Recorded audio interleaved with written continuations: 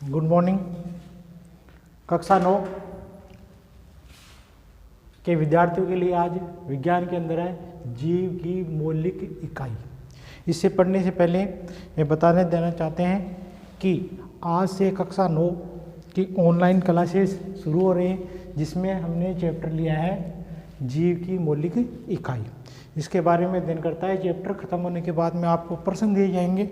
उन प्रश्नों को आपको उत्तर बिना दे के लिख करके, याद करने के बाद में उत्तरों को बिना दे के लिख करके कॉपी में करने हैं और वो कॉपी आपको जमा करवानी है विद्यालय के अंदर, या आप मोबाइल के द्वारा भेज सकते हो।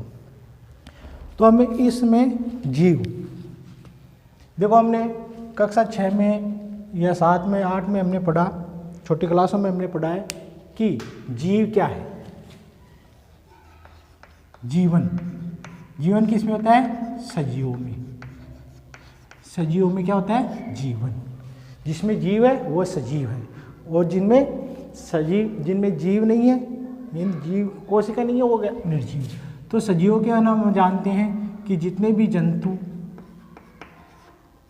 हैं वो सजीवों के अंदर, यानी जीव जंतु जितने भी हैं वो सजीवों के अंदर आते हैं, और जितने भी पेड़ पौधे हैं वो भी सजीवों के अंदर आते हैं। तो सजीव क्या है? सजीव का शरीर किससे मिलकर के बनता है? तो जीव जंतु और पेड़ पौधों का शरीर की हम जब बात करें तो इनका शरीर एक प्रकार की एक संरचना होती है जिसे हम क्या कहते हैं? कोशिका क्या बोलते हैं? सेल से मिलकर के बनता है। जितने भी जीव हैं, सजीव हैं, उनका शरीर किन से मिलकर बनता है? कोशिका से। कोशिका ही शरीर का निर्माण करती है, चाहे वो छोटा जीव हो, चाहे कितने ही विशालकाय जीव क्यों न हो, चाहे चींटी हो, चाहे हाथी हो, या छोटा पौधा हो या बड़े पौधे हो, सभी क्या करते हैं? किससे मिलकर होता है? मिलकर के बनता है उनका शरीर? कोशिका से मिलकर के बनता है। तो हम कह सकते हैं सजीव की मूलभूत इकाई क्या है? कोशिका। तो पहली बात क्या होगी? सजीव की मूलभूत इकाई कोशिका है। कोशिका है। सजीव की मूलभूत इकाई क्या है? कोशिका। मूलभूत इकाई क्यों है? क्योंकि ये हमारे शरीर की क्या करता है? क्या है? शरीर की संरचनात्मक वह क्रियात्मक इकाई है। क्योंकि ये शरीर की हमारी क्या है? संरचनात्मक और क्रियात्मक है। जितनी भी क्रिया, संरचना का मतलब है ये हमारे शरीर का संरचना का निर्माण करती है कि व्यक्ति या जीव जंतु पेड़ पौधे बाहर से कैसे दिखते हैं। जितनी भी क्रियाएं हैं उन क्रियाओं का संपादन करने का कार्य भी कौन करता है? कोशिका ही करती है। इसीलिए कोशिका शरीर की सजीव की मूलभूत इकाई है, क्योंकि यह शरीर की संरचना और क्रियात्मक इकाई कहा गया है। संरचना का निर्माण करती है और क्रियाओं को संपादित करने में मुख्य भूमिका इसकी ही रहती है। सभी क्रियाओं को यही संपादित करती है। इसलिए हम अब देखो कोशिका,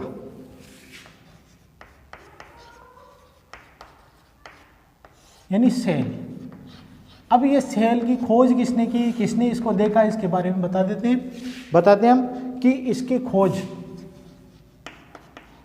एक वैज्ञानिक थे, रॉबर्ट हुक। तो कोशिका की खोज यदि आ जाए परीक्षा में प्रश्न तो क्या लिखोगे आप? रॉबर्ट हुक ने कोशिका की खोज की। किसने की?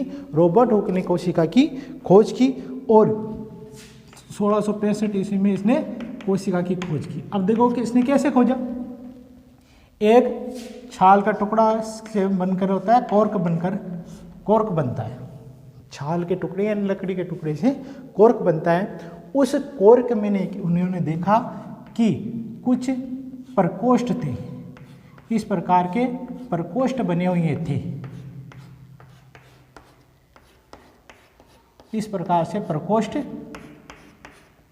बने हुए थे, और इन प्रकोष्ठों को उन्होंने क्या कहा? सेल कहा। क्या कहा इन्होंने? सेल। इन प्रकोष्ठों को उन्होंने सेल कहा, और सेल यानी कोशिका। ये शब्द सेल शब्द किसका था, कौन सी भाषा का था, लैटिन भाषा का। और लैटिन भाषा में इसका अर्थ क्या होता है, छोटा कैमरा, कमरा, क्या कहते हैं, छोटा कमरा। इन छोटे छोटे कमरे की जैसी संरचना थी मक्खी के छत्ते की तरह, उनको उन्होंने क्या कहा, सेल। अब इन्होंने जो सेल थी कि ये कैसे पौधे में देखी, मृत कोशिका। इन्होंने मृत कोशिका सर्वप्रथम देखी, रॉबर्ट हुक ने मृत कोशिकाओं का सर्वप्रथम अध्ययन किया। तो सजीवों का शरीर किससे मिलकर बना, सजीवों का शरीर होता है कोशिका से मिलकर बनता है, और यह सर्वप्रथम किसने देखी, रॉबर्ट हुक ने इसको देखा। अब देखो हम एक प्रयोग करते हैं। प्रयोग क्या करते हैं, हम कोशिका देखते हैं, किसमें देखते हैं, एक प्याज लेते हैं। प्याज में देखा होगा अलग अलग परतें होती हैं, उन परतों के बीच में एक पतली झिल्ली होती है। क्या होती है, पतली झिल्ली। उसको हम पतली झिल्ली को चिमटी की सहायता से निकालते हैं और उसका एक छोटा भाग लेते हैं और उसको हाथों हाथ हम पानी के अंदर रख देते हैं ताकि वो सूखे नहीं। तो इसके लिए हम क्या करते हैं, एक वाच गिलास लेते हैं, वाच गिलास, और वाच गिलास में थोड़ा क्या ले लेते हैं, पानी ले लेते हैं। इसमें पानी लेने के पश्चात ये जो भाग हमने निकाल लिया है, छोटी प्याज की झिल्ली ली है, उसको इसमें अंदर डाल देते हैं। और इसके बाद में हमें एक बूंद सेफ्रामाइन के डालते हैं। किसके डालते हैं, इसमें थोड़ा हमने एक बूंद सेफ्रामाइन, ये क्या है, अभिरंजक है, यानी ये इसको रंग देगा जिससे हमें ये स्पष्ट दिखाई देने लग जाए। अभिरंजक लगा, सेफ्रामाइन डालते हैं, और जब ये अभिरंजित हो जाती है तो इसको हमें निकालते हैं और एक लेते हैं कांच की स्लाइड लेकर के इसके ऊपर हम उस झिल्ली के टुकड़े को फैला करके रख देते हैं। फिर इसके ऊपर एक थोड़ी ग्लिसरीन डालते हैं। ग्लिसरीन डालने के पश्चात एक कांच की गोलाकार या चौकोर स्लाइड होते हैं, कवर स्लिप होती है, क्या बोलती है, कवर। तो इसमें हमने इस प्रकार की कवर स्लिप उसके ऊपर रख देते हैं।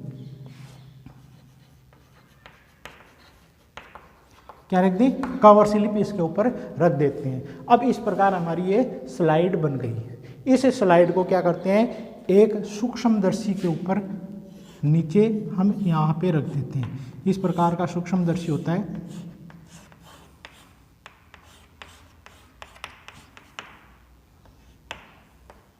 ये होता है, यहाँ से हम देखते हैं उसको, और यहाँ एक ये इसे बोलते हैं नेत्रिका, अभिनेत्री, और ये होता है अभिदर्श्य।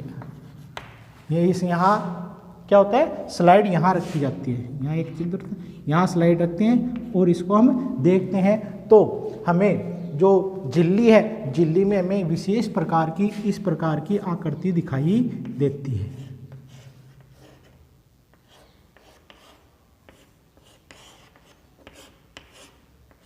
इस प्रकार की हमें आकृति दिखाई देगी,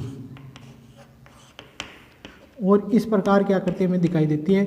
ये क्या है, ये आकृति क्या है, प्रत्येक आकृति क्या है, कोशिका, क्या है, कोशिका। और इसके अंदर हमें देखो बिंदी की तरह इस प्रकार बिंदु से दिखाई दे रहे हैं। प्रत्येक कोशिका के अंदर इन्हें बोलते हैं केंद्रक। तो इस प्रकार हम कोशिका देख सकते हैं प्याज की झिल्ली में। तो इस प्रकार हमें कोशिका दिखाई देती है। और अब हमने देख ली कि कोशिका की खोज किसने की, रॉबर्ट हुक ने की। और उन्होंने क्या देखी, मृत कोशिकाएं देखी थी, किसके अंदर, कोर्क के अंदर देखी। और इस प्रकार हमने देखा कि किस प्रकार हम कोशिका प्याज की झिल्ली में देख सकते हैं। जिस प्रकार हम मकान बनाते हैं, और मकान बनाने के लिए ईंटों की आवश्यकता होती है, पत्थरों की आवश्यकता होती है, उसी प्रकार हमारे शरीर का निर्माण करने के लिए कोशिका। तो ईंट हमारे लिए क्या हो गई, इकाई, क्या हो गई, इकाई। तो इसी प्रकार शरीर की भी इकाई क्या है, कोशिका हो गई। अब हम बात करते हैं सजीवों का शरीर। शरीर में 2 प्रकार से की कोशिकाओं से मिलकर के बन सकता है। यानी शरीर, सजीव के शरीर के निर्माण होता है तो इसमें सजीवों का शरीर कैसे कैसे हो सकता है? एक कोशिक हो सकता है, एक कोशिक जीव हो सकते हैं, कोशिका से मिलकर बनने वाले एक कोशिक जीव हो सकते हैं, और हो सकते हैं एक बहु कोशिक जीव। 2 तरह के जीव हो सकते हैं। अब एक कोशिक किसे कहते हैं? जिनका शरीर, जिनके शरीर में एक ही कोशिका हो, यानी जिनका शरीर एक कोशिका से मिलकर के बना हो, दूसरी कोशिका हो ही नहीं, एक ही कोशिका हो, वो जीव क्या कहलाते हैं? एक कोशिक जीव कहलाते हैं। और इनमें सभी क्रियाएं एक ही कोशिका के अंदर संपन्न होती है। एक होते हैं बहुकोशिक, जिसके शरीर में शरीर बहुत अधिक कोशिकाओं से मिलकर के बनता हो, उन्हें कहते हैं बहुकोशिक जीव कहते हैं। अब देखो, इसको एक छोटे से उदाहरण द्वारा समझ सकते हैं। जीव है, जीव का शरीर एक कोशिका वाला भी जीव है, और जिसमें बहुत ज़्यादा अधिक कोशिकाएं हैं, वो भी शरीर क्या है? जीव है उसके में शरीर में। अब बात करते हैं, जैसे हम अपना उदाहरण लेते हैं। हाँ, यदि हम परिवार के अंदर रहते हैं तो परिवार के अंदर बहुत से मकान होते हैं, कमरे होते हैं, और बहुत से सदस्य होते हैं। उन सदस्यों का प्रत्येक का काम अलग अलग होता है। जैसे हमारी मम्मी खाना बनाती है, दूध लाने अलग जाता है, काम करने अलग व्यक्ति जाता है, वो खेती का काम करने के लिए अलग होता है। तो अलग अलग कार्य का विभाजन होता है। तो बहुकोशिकीय जीव होते हैं, उनमें कोशिकाओं का क्या होता है? कार्य विभाजन होता है, उनके कार्यों का विभाजन होता है। प्रत्येक कोशिका अलग अपना एक अलग कार्य करती है।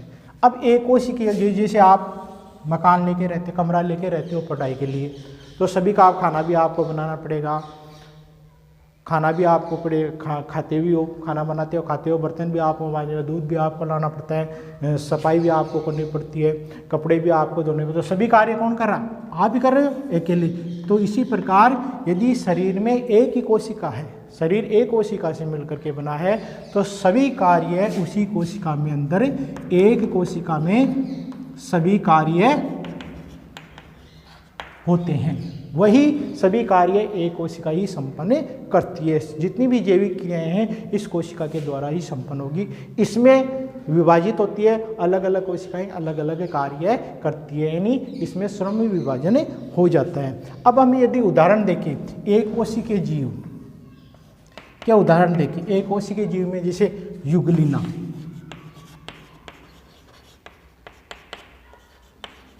पैरामीशियम,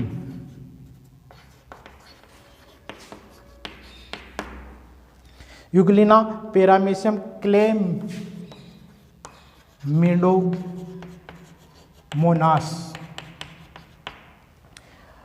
और एक होता है अमीबा। ये कुछ ऐसे उदाहरण हैं जिनका शरीर एक कोशिका से ही मिलकर के बनता है। तो इन जीवों को क्या कहते हैं? एक कोशिकीय जीव या एक कोशिक जीव कहलाता है, और सभी कार्य इनका उसी कोशिका के अंदर संपन्न होता है। भोजन करना, इसमें एक उदाहरण बैक्टीरिया, जितने भी बैक्टीरिया है वो क्या एक कोशिकीय जीव है। अब फिर आते हैं जिनका शरीर बहुत अधिक कोशिकाओं से मिलकर बनता है, वो क्या कहलाते हैं? बहुकोशिकीय। इसके अंदर जैसे पेड़ पौधे, जितने भी पेड़ पौधे हैं दिखाई देते हैं आपको, जो चीज़ आंखों से दिखाई देती है वो बहुकोशिकीय होती है। जैसे जीव जंतु, जितने भी जीव जंतु, फंजाई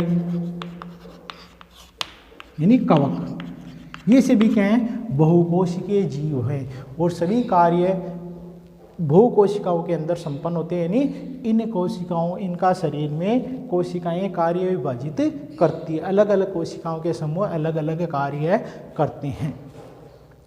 अब हमने बताया कि कोशिका की खोज किसने की? रॉबर्ट हुक ने। और कैसी थी कोशिकाएं? वो मृत कोशिकाएं थी। अब सजीव कोशिका किसने देखी सर्वप्रथम? तो वो वैज्ञानिक कौन से? उन वैज्ञानिक का नाम था सजीव, जीवित कोशिकाएं। ये थी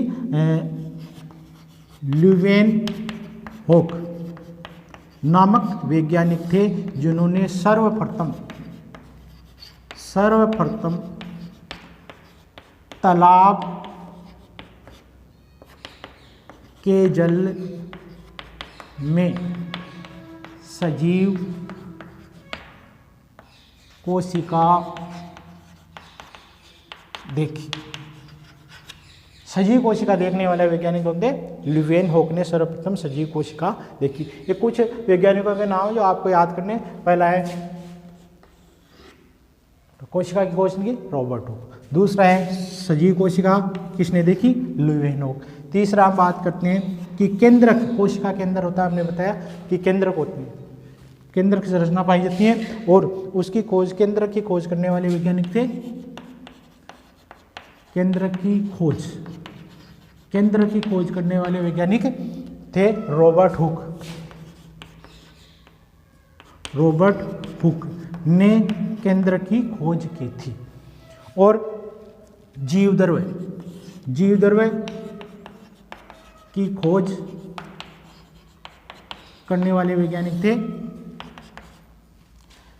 J.E. पुरोकांज। ये वैज्ञानिक थे जिन्होंने जीवद्रव्य की खोज की। और कोशिका सिद्धांत किसने दिया, कोशिका सिद्धांत। तो कोशिका सिद्धांत सर्वप्रथम किसने दिया था, स्लाइडन और स्वान ने सर्वप्रथम कोशिका का सिद्धांत दिया और इस सिद्धांत को आगे बढ़ाया। इसे आगे किसने बढ़ाया था, यानी ये सिद्धांत देने के बाद में इसको आगे बढ़ाया था विर्चो ने इसको आगे बढ़ाया। अब देखो सिद्धांत में क्या दिया, उन्होंने बताया कि सभी जीव कोशिका से मिलकर बनते और कोशिका होती है पूर्ववर्ती कोशिका, नई कोशिका का निर्माण पूर्व कोशिका से होता है। जैसे ये कोशिका है, ये विभाजित होगी तो इससे नई कोशिका बनेगी, तो इनका निर्माण किससे हुआ, पूर्व कोशिका से। तो पहला सिद्धांत ने क्या बताया सिद्धांत में कि नई कोशिका का निर्माण पूर्ववर्ती कोशिका से होता है। नई कोशिका का निर्माण पूर्ववर्ती कोशिका से होता है और फिर नई कोशिका बनती है, यानी जो कोशिका है वो विभाजित होकर ही नई कोशिका का निर्माण करती है। और उन्होंने दूसरा और सिद्धांत क्या दिया कि कोशिका शरीर की मूलभूत इकाई है, यानी संरचनात्मक और क्रियात्मक इकाई इन्होंने बताया।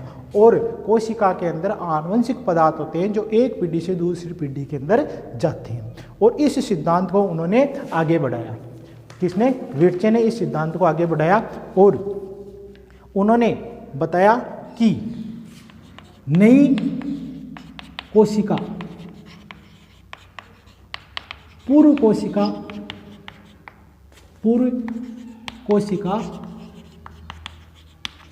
से बनती है। नई कोशिका पूर्व कोशिका से बनती है, ये सिद्धांत उन्होंने बताया। अब देखो इसके बाद में हमने सूक्ष्मदर्शी की खोज हो चुकी थी। इसके बाद में 1940 ईस्वी में इलेक्ट्रॉनिक सूक्ष्मदर्शी की खोज हुई और इसकी खोज होने के बाद में और भी कोशिका के अंदर जो कोशिकांग वगैरह अन्य आकृति थी वो हमें दिखाई दी। सूक्ष्मदर्शी की खोज के बाद के अंदर क्रांतिकारी परिवर्तन आया और कोशिका में अन्य संरचनाएं देखना संभव हो सका। तो इस प्रकार हम देखने कि कोशिका क्या होती है और इसकी खोज किसने की, किस प्रकार की कोशिकाओं की खोज किसने की। अब हम आगे चलते हैं कि कोशिका की आकृति व आकार कैसा होता है।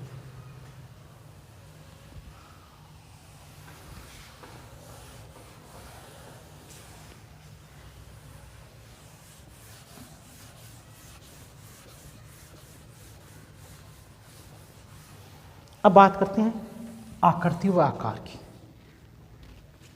आकृति व आकार,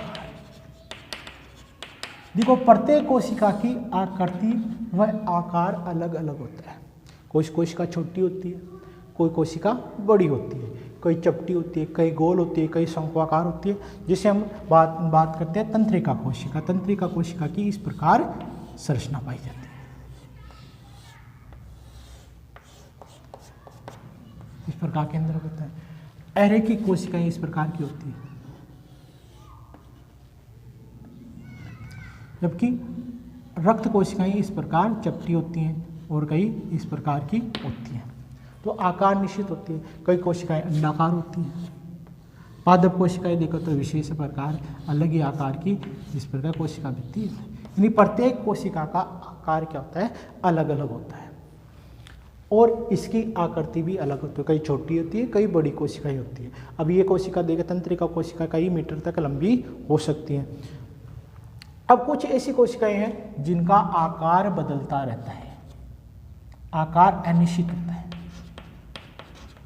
कुछ कोशिकाएं हैं जिनका आकार अनिश्चित होता है, निश्चित आकार की नहीं होती, अपना आकार बदलते हैं। जैसे अमीबा, अमीबा का आकार निश्चित नहीं होता है।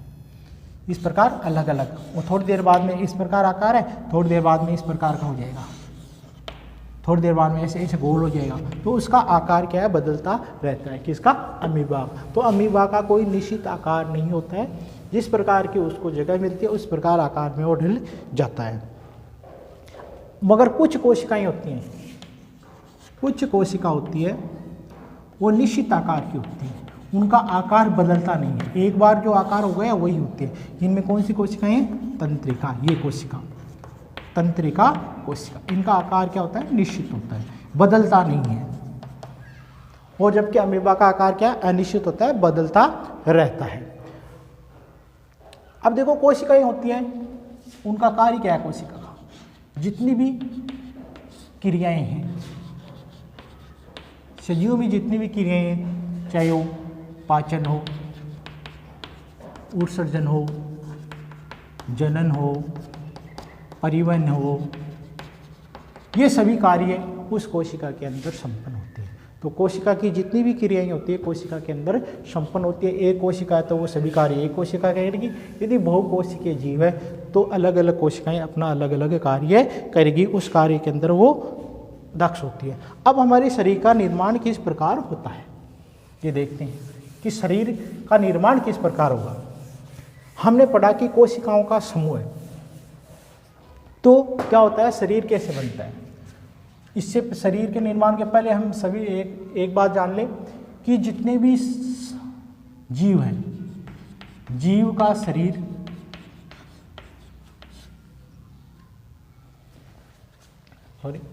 जीव का प्रारंभ एक कोशिका से होता है।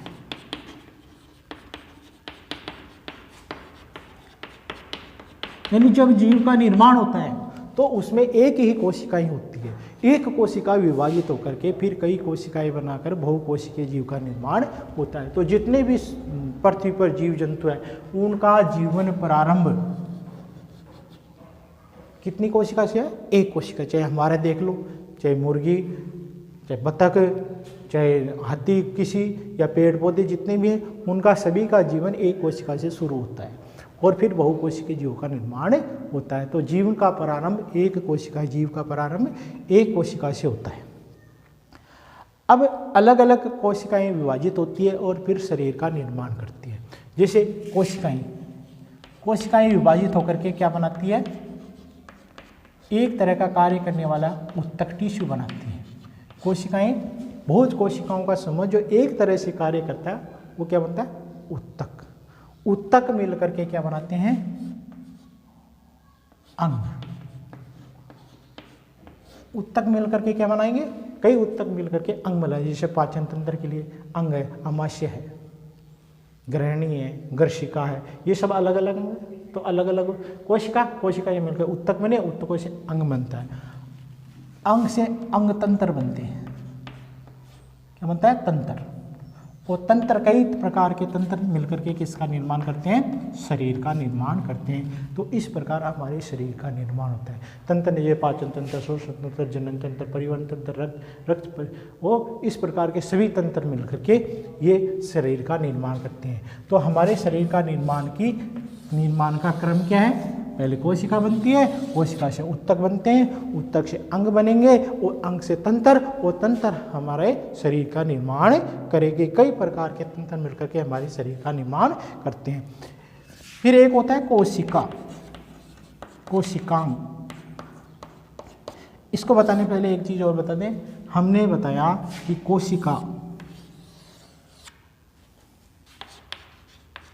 कोशिका होती है, कोशिका के अंदर क्या होता है, एक क्या होता है, केंद्रक। क्या होता है, केंद्रक। कोशिका झिल्ली, ये है कोशिका झिल्ली, कोशिका झिल्ली, और ये क्या है, केंद्रक झिल्ली।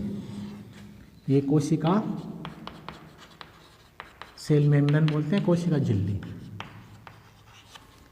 ये है केंद्रक झिल्ली। अब केंद्रक झिल्ली और कोशिका झिल्ली के मध्य जो भी पदार्थ है,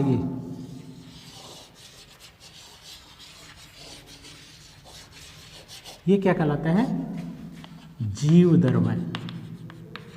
और जीवद्रव्य के अंदर कई प्रकार की संरचनाएं पाई जाती है, कुछ सजीव संरचनाएं पाई जाती है, उन्हें हम क्या कहते हैं, कोशिकांग, कोशिका के अंग। तो कोशिका कहते हैं, कोशिका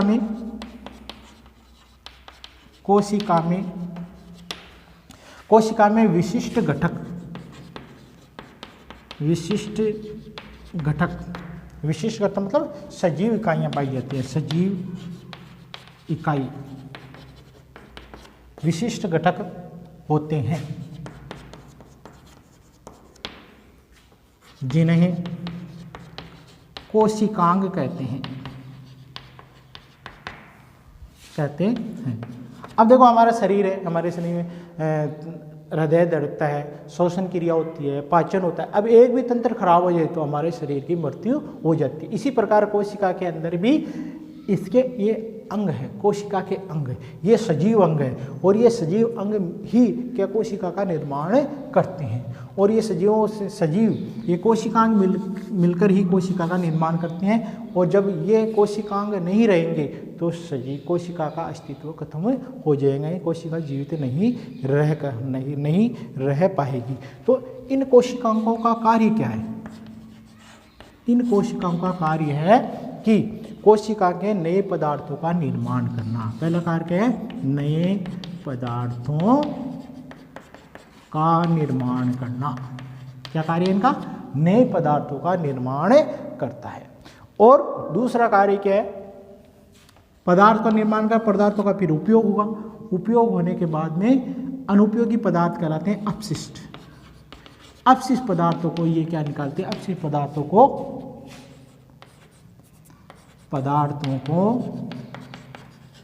बाहर निकालती है। क्या निकालती है, बाहर निकालने का कार्य भी कोशिकांग है। और तीसरा क्या करते हैं, कोशिका को जीवित रखती है, कोशिका को जीवित रखती है।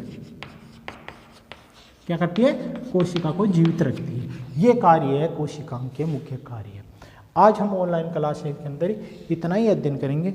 मैं कुछ प्रश्न दे रहा हूँ जिनके उत्तर आपको इसको याद करके उसके बाद में लिखने हैं।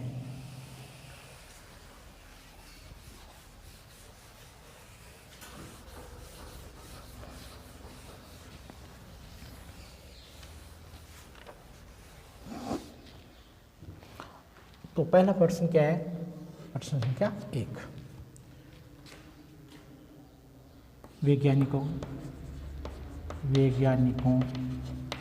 के नाम लिखो जिन्होंने ये कोशिका के बारे में बताया, कोशिका और उनके अंगों के बारे में जिन्होंने किसने खोज की। जैसे कोशिका की खोज, आपको क्या वैज्ञानिक का नाम लिखना है। केंद्रक की खोज,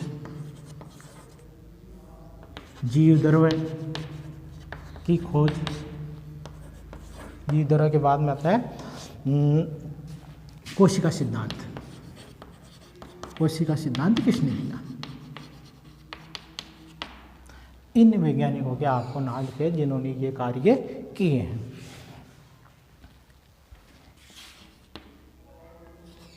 एक कोशिक व बहुकोशिक कोशिक जीव किसे कहते हैं? उदाहरण देकर समझाओ। उदाहरण देकर समझाओ।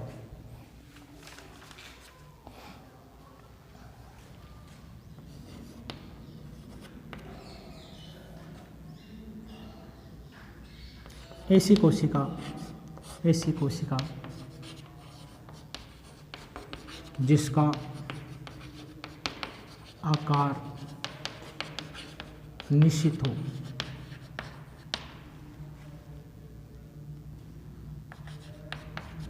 कौन सी है?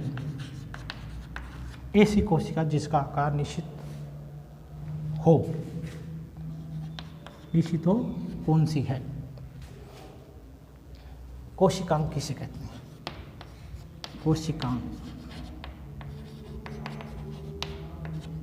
कोशिकांग किसे कहते हैं? इसके कार्य लिखो। आज ऑनलाइन क्लासेस में इतना ही पढ़ाते हैं। धन्यवाद।